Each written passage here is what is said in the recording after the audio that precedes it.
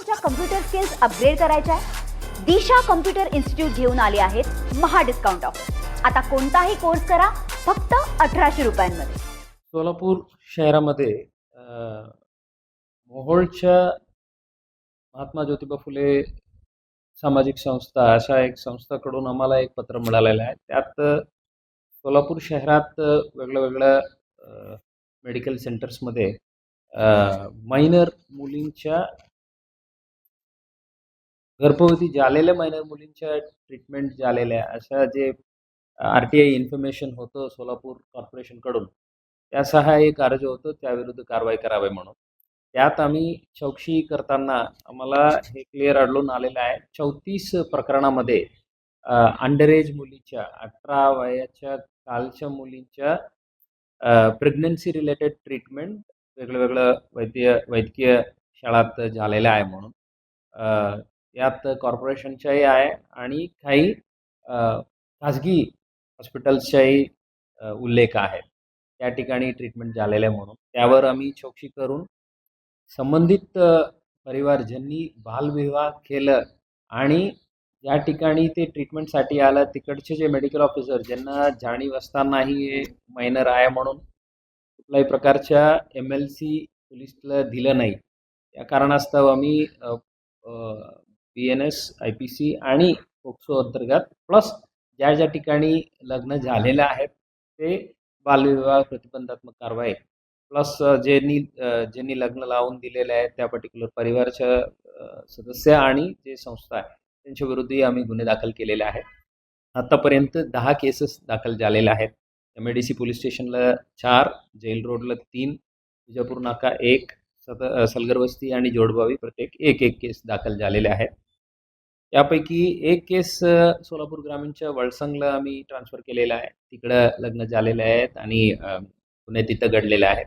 एक केस कोल्हापूर जिल्ह्यात वर्ग केलेला आहे आणि एक केस पुणा ग्रामीण पोलीस युनिटच्या आंबेगाव पोलीस स्टेशनला आम्ही वर्ग केलेला आहे।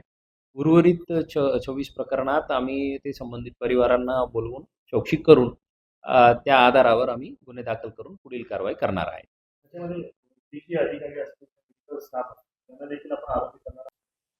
पोक्सो कायदा कलम 21 नुसार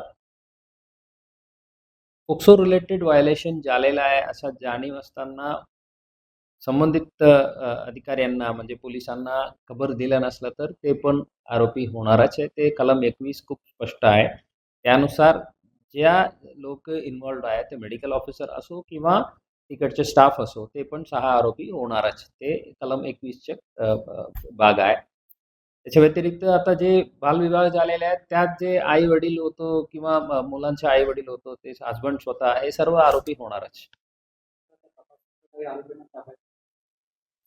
आमचे हे तपास व्यवस्थित चालू आहेत। एक गोष्ट आणखी आहे, यात कुठल्याही प्रकारच्या आता जे चौकशी तपास चालू आहे त्यातून कुठल्याही प्रकारच्या ह्युमन ट्रॅफिकिंग किंवा अशा प्रकरण आढळून आलेलं नाही आहे। ते परिवारच लग्न लावून दिलेले आहेत आणि हे केले आणि आता जे आहे ते पीडित मुलगी आणि जे संबंधित हसबंड जे आहेत ते एकत्र आता त्यांच्या फॅमिली चालू आहे। सो कुठल्याही प्रकारच्या अशा ट्रॅफिकिंग करून इथं आणलं आणि जबरदस्ती लग्न केलं किंवा अशा गोष्ट आढळून आलेल्या नाही आहे। या विषयावर CWCनी पण आम्हाला पत्र दिलेले आहेत, त्यांचंही यात खूप सहकार्य आहेत आणि इतर जे बाल हक्क आयोग जे आहे त्यांच्याकडून पण आम्हाला पत्र आलेलं आहे। आम्ही जे काही कायदेशीर कारवाई केलेले आहे ते आम्ही व्यवस्थित कळवलेलं आहे। RTI 86 34 प्रकरणांमध्ये आपल्याला हे 34 प्रकरणामध्ये आम्हाला स्पष्ट पुरावा मिळालेला आहे हे मायनर होतं तेव्हा म्हणून, त्यावर आम्ही आता गुन्हे दाखल करण्याची प्रक्रिया सुरू केलेली आहे। उर्वरित जे आहेत ते आम्ही जे एज प्रूफ वगैरे व्हेरीफाय करण्याच्या प्रोसेस चालू आहे, ते केल्यानंतर त्यात काय आणखी आढळून आलं तर त्यावर पण हेच कारवाई होणार आहे। डॉक्टर्स या सगळ्यामध्ये आर्थिक काही इन्व्हॉल्व असू शकतात आहे का? कारण डॉक्टरांनी जाणीव 100% हे जाणून बुजून त्यांनी माहिती लपवलेलं आहे का किंवा त्यामागे पर्टिक्युलर हॉस्पिटलला येण्याचे काही विशेष कारण आहे का याबद्दल आम्ही तपासात निश्चित चौकशी करणार आहेत. ॲज ऑफ नाऊ आम्ही कलम 21 नुसार फक्त हे घेतलेलं आहे. त्यांना जाणीव असूनही त्यांनी माहिती पोलिसला MLC दिलं नाही.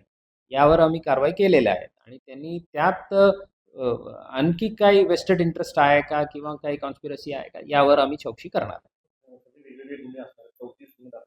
त्या सगळ्यांचा समन्वय राहून एक अधिकारी सेंट्रल नाही, बिकॉज यात जे आता काही केस मोहोळला लग्न झालेलं आहे तिथे दिलं, केस कोल्हापूरला झालं तिकडे दिलं आणि हे ग्रामीण भागात जे अवेअरनेस कमी आहे त्याचं एक कारण आहे.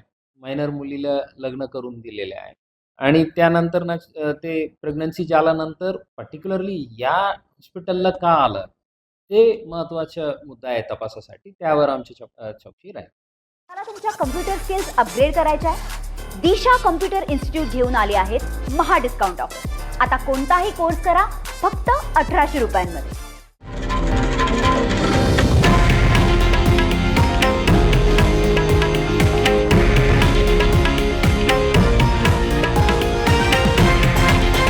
हे आहे देशातील नंबर 1 न्यूज नेटवर्क आणि आपण पाहत आहात TV9 मराठी, एकमेव.